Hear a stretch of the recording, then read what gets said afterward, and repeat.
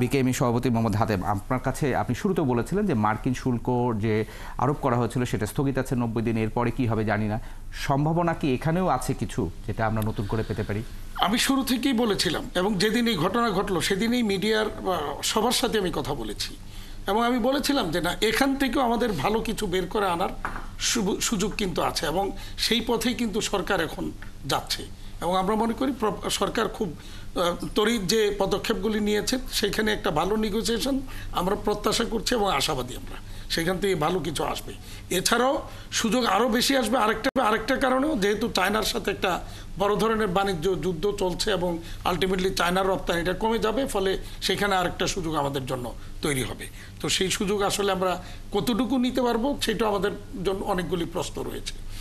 আর বর্তমানে যে আরেকটা বিষয় খুব আমাদের ভালো বলতে হয় যে বিদেশি বিনিয়োগকারীরা যে এখানে আসবে সেখানেও কিন্তু যেমন আমাদের ট্যাক্সেশন পলিসি, যেটা আমি বারবার বলার চেষ্টা করছি, এখন যে পলিসিটা রয়েছে এটা আমি অবশ্যই বলবো একটা রং পলিসি এবং কোনোভাবে এটা বিনিয়োগ বা ব্যবসার জন্য সহায়ক নয়।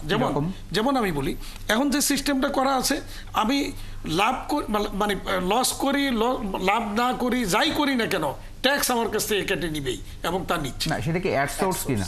না, অ্যাডসোর্সে নিয়ে যদি আপনি ফেরত না দেন তাহলে এটা কি হয়, তাহলে কি দাঁড়াইলো? কিন্তু এনবিআর চেয়ারম্যান তো বারবার বলছে যে এটা তো ইয়ার এন্ডে গিয়ে আপনি তো সমন্বয় করে আপনি একটা প্রমাণও নাই, একটা প্রমাণও দিতে পারবে না যে কোথাও কোনো সমন্বয় হয়েছে এবং এমনভাবে সিস্টেমটা করা আছে আমাদেরকে লস হইলো ওই প্রফিট হয়েছে এই ধরনের ব্যালেন্স শিট বানায় আমাদেরকে, ফেক ব্যালেন্স শিট আমি বলবো এটাকে, আমাদেরকে ব্যালেন্স শিট বানাইতে হয় প্রফিট হয়েছে ধরে, যদি আমি লসও করি। ইভেন সে মনে করেন আমার কাছ থেকে 1 কোটি টাকা নিছে, 1 কোটি টাকা কর্পোরেট ট্যাক্স রেট হারে 12% কর্পোরেট ট্যাক্স রেট হারে প্রায় 8-8.5 কোটি টাকার মতো আমার প্রফিট দেখাইতে হয়। আমাকে এখন ওই 8.5 কোটি টাকা প্রফিট ধরে আমাকে ব্যালেন্স শিট তৈরি করতে হয়। এবার আমি লস করছি না লাভ করছি ওইটা ডাজ নট ম্যাটার।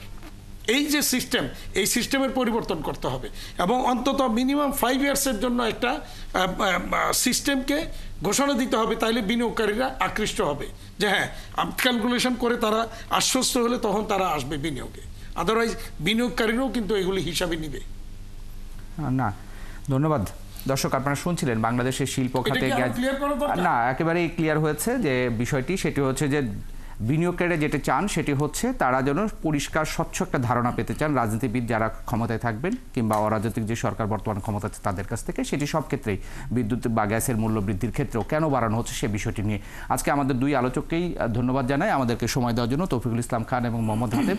দর্শক, আপনারা সঙ্গে থাকার জন্য আমরা আগামী দিনে 71 মুখোমুখি অনুষ্ঠানে স্বাগত জানাই আপনাদেরকে। ধন্যবাদ।